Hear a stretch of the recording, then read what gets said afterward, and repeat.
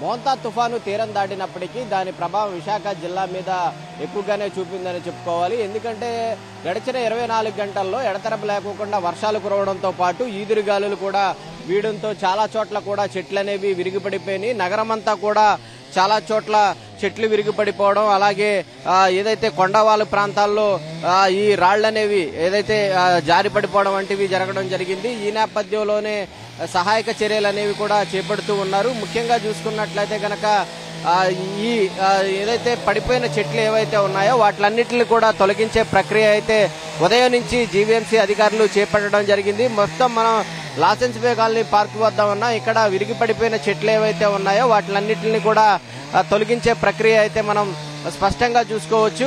ఏదైతే 24వ తేదీన ఇది అల్పపీడనంగా ఏర్పడి ఆ తర్వాత వాయుగుండం తీవ్ర వాయుగుండంగా మారింది. తీవ్ర వాయుగుండంగా మారిన దగ్గర నుంచి కూడా విశాఖ జిల్లా మీద అయితే దీని ప్రభావం అనేది ఎక్కువగా ఉంది.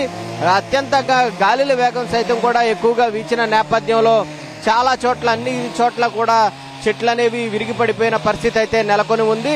ఈ నేపథ్యంలోనే నిన్నటి నుంచి కూడా ఎక్కడెక్కడైతే చెట్లు పడిపోయాయో ఆ చెట్లన్నింటిని కూడా తొలగిస్తూ ఉన్నారు. కేవలం విశాఖ జిల్లా మాత్రమే కాదు, అటు అనకాపల్లి జిల్లాలో సైతం కూడా హైవే మీద సైతం కూడా చెట్లు నేల కొరిగినాయి. ఈ నేపథ్యంలో అక్కడ ఎన్డీఆర్ఎఫ్ ఎస్డీఆర్ఎఫ్ బృందాల సహాయంతో ఆ చెట్లన్నింటిని కూడా తొలగించి రాకపోకలన్నింటిని కూడా క్లియర్ చేయడం జరిగింది. మరికొన్ని చోట్ల సైతం కూడా ఏజెన్సీ ప్రాంతాల్లో సైతం కూడా కొండరాళ్లు జారి పడిపోవడంతో రాకపోకలకు సైతం కూడా తీవ్ర ఆటంకం అనేది ఏర్పడుతూ ఉన్న పరిస్థితి అయితే నెలకొని ఉంది.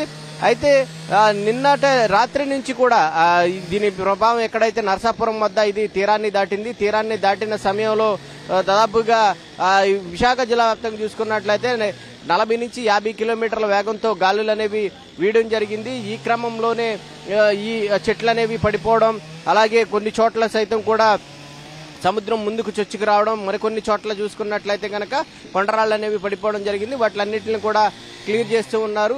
అయితే గడిచిన 24 గంటల్లో చూసుకున్నట్లయితే కనుక అత్యధికంగా వర్షపాతం అనేది ఎక్కువగా విశాఖ జిల్లాలోని ఆనందపురంలోనే నమోదైంది. ఈ నేపథ్యంలో జలాశయాలన్నీ కూడా నిండు కొండలాగా మారినాయి. అటు గంభీరం గాని, మేఘాద్రిగడ్డ గాని, రైవాడ గాని, అలాగే అనకాపల్లి జిల్లాలో ఉన్న శారదా నది గాని ఇవన్నీ కూడా ఉధృతంగా ప్రవహిస్తున్న పరిస్థితి అయితే నెలకొని ఉంది.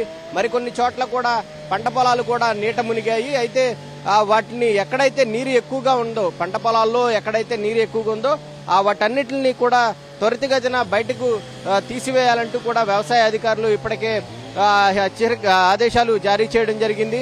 అయితే ఈ తుఫాను ప్రభావంతో ఎఫెక్ట్ అయిన ప్రాంతాలు ఏవైతే ఉన్నాయో ఆ ప్రాంతాల వద్ద కూడా పునరావాస కేంద్రాలు ఏర్పాటు చేశారు.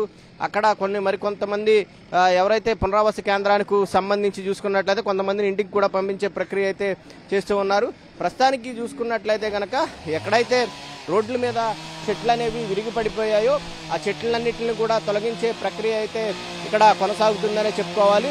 ఎక్కడికక్కడే అంటే దాదాపుగా 90 మంది సభ్యులతో కలిపి ఎన్డీఆర్ఎఫ్ ఎస్డీఆర్ఎఫ్ బృందాలు సిద్ధం చేయడంతో పాటు జీవీఎంసీ బృందాలు సైతం కూడా సిద్ధం చేశారు. రెస్క్యూ ఆపరేషన్లు సైతం కూడా సిద్ధం చేయడం జరిగింది. ఈ నేపథ్యంలో ఎక్కడైతే చెట్లు విరిగి పడిపోయాయో వాటిలన్నింటిని కూడా తొలగించే ప్రక్రియ అయితే ఉదయం నుంచి కొనసాగుతుందని చెప్పుకోవాలి. కెమెరా పర్సన్ నరేష్తో జార్జ్, 10 టీవీ, విశాఖ నుంచి.